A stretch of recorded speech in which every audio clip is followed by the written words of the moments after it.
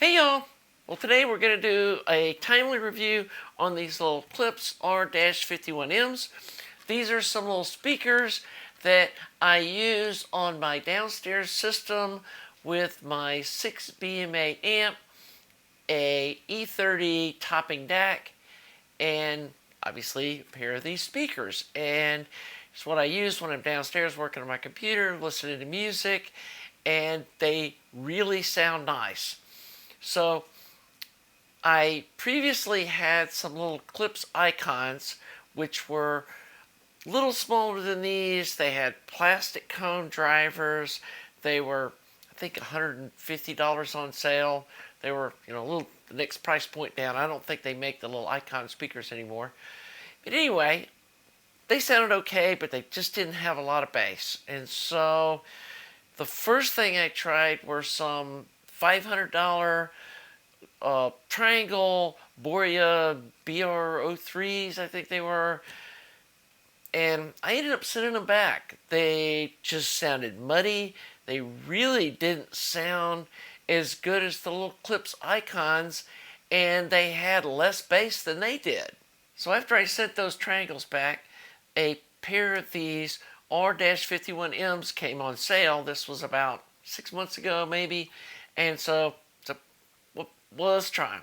They were on Amazon. You can always return it, no charge, if you don't like what they sound like. And so that's what I did. And I love them.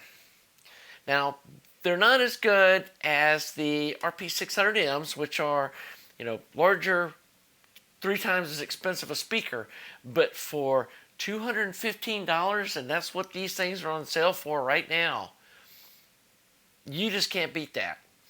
So this morning, when I logged into Facebook, ad jumped out, said, wow, those speakers are on sale again. And so I felt it was time to tell you guys how great these little speakers are. And I also set up a Amazon affiliate link. And I know what you're thinking. You're going, oh yeah, this Skunky's just trying to make some money. Guys, I've been thinking about doing an Amazon affiliate link for a while. And I saw these speakers on sale.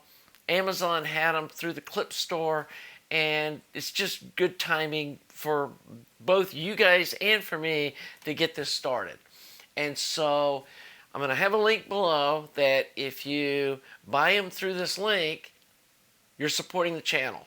And there's also going to be a link to my Amazon store, which has the audio gear I use, and everything that's in my little store is stuff that I've either used or tested and like. Like that Yamaha CD player, that's the one I got. Sounds awesome. Phono cartridge, the one I use. The little cleaning kit that I use for my records. Just, that stuff that it's basically Skunky approved audio gear. So I'm also putting the tools that I use, like the little Heiko side cutters and the Heiko soldering iron. There's also the Analog Discovery 2 kits.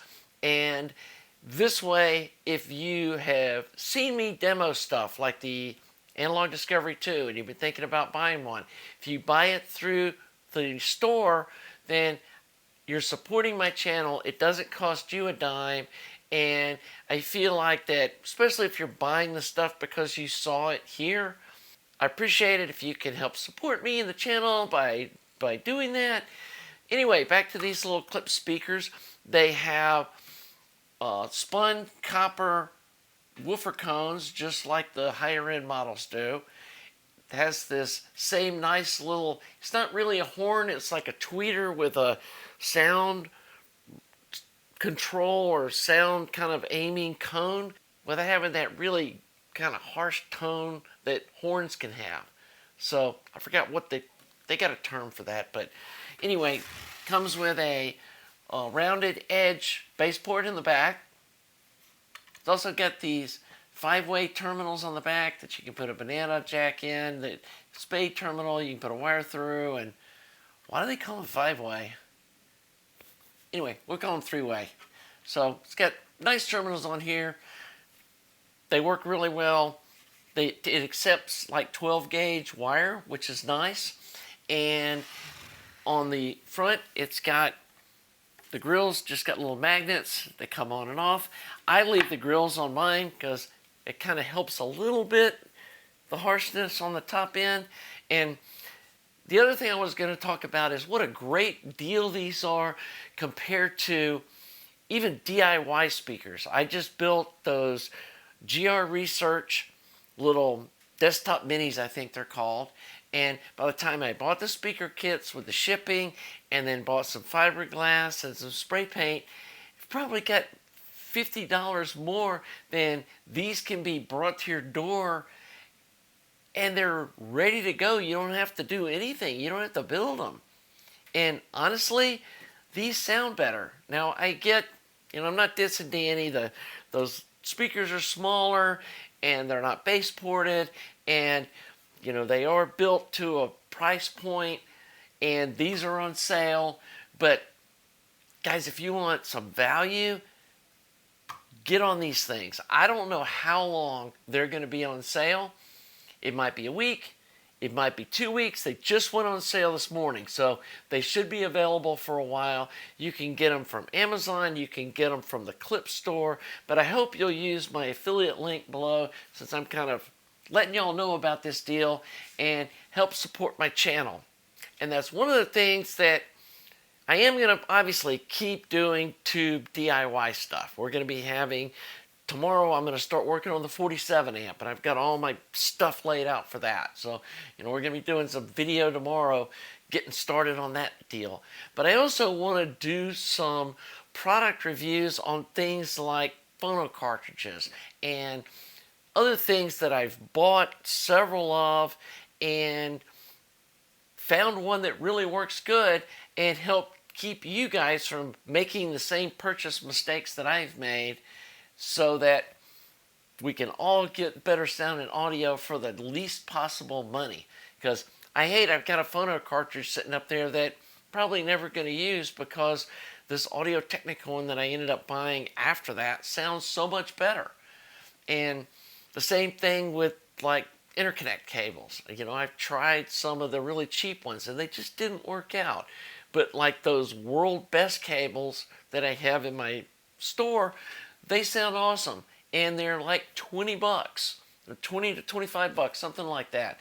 And I am sure they sound every bit as good as $300 cables do for 25 bucks. Super well made, got infinite connectors on them, use really nice wire, and that's the kind of stuff that I want to share with you guys. The other thing that I want to start sharing too is some music reviews, and go through, I've gone through sometimes 4 and 5 different versions of an LP before I found the mastering that's really good. Or here are the CDs to avoid buying. And then there's actually some really good vinyl being sold new now, and there's some really bad vinyl being sold new. And so I want to do some reviews on that kind of stuff, and then give you all some links to either buy it off Amazon, or if I see it on eBay or I see it in some other store. But I hate seeing other people make the same mistakes that I've made and wasted money on buying stuff that sounds like garbage when there's no reason for y'all to have to be doing that. So hopefully y'all are going to enjoy some of this new content that I'm planning on doing. Make sure you go do the poll that I have right now on my next projects after this 47 amp. There's several options in there. I've got the iron to go in several different directions. I could do a 2A3. I could do a KT88, KT120, kind of push-pull, high-power amp, which I know people have been talking about wanting to see. Also, got the stuff to build some Dyna ST35 monoblocks that I know are going to sound really good. They're kind of a medium power amp. So please check out the poll and let me know, because I want to make content that you guys want to watch. I will say I'm kind of burnt out on the preamp thing. We're probably going to park those things for a while. I know they've been really popular, but I've got to get some other stuff done that I enjoy doing. And so may come back to those later, but for now, we're kind of done with preamps. I think we've kind of done those to death anyway. one more thing I wanted to show you on these little speakers. I did buy some little sorbothane pucks and put them on the bottom of this. And I'll put a link to the ones I bought in the description. And they really did help the bass response on these little speakers. Also, make sure that you don't put these things like in a bookshelf, even though they're called bookshelf speakers. They like being on a tabletop or like a top of a dresser or something where they can, I guess, breathe, for no other word to call it. So they have some space for the sound to radiate out of them. You don't want to put them up against the wall because these bass ports need some space to be able to reflect the bass off the wall and back out into the room. You want to put them where the front edge of the speaker is over the front edge of whatever you have them sitting on. And these little pucks help if you have them both sitting on the same piece of wood or whatever, that they don't radiate the sound between them. And I use those ISO acoustics pucks under my RP600Ms, and they definitely helped, but I couldn't see spending $100 on pucks for $200 speakers. So we tried the sorbothane, and it worked really well for these lighter speakers. So anyway, I hope you're enjoying my content. I hope you're enjoying the channel. If you are, please subscribe. Please like the video, and we'll see you soon for more audio fun. Have a great day.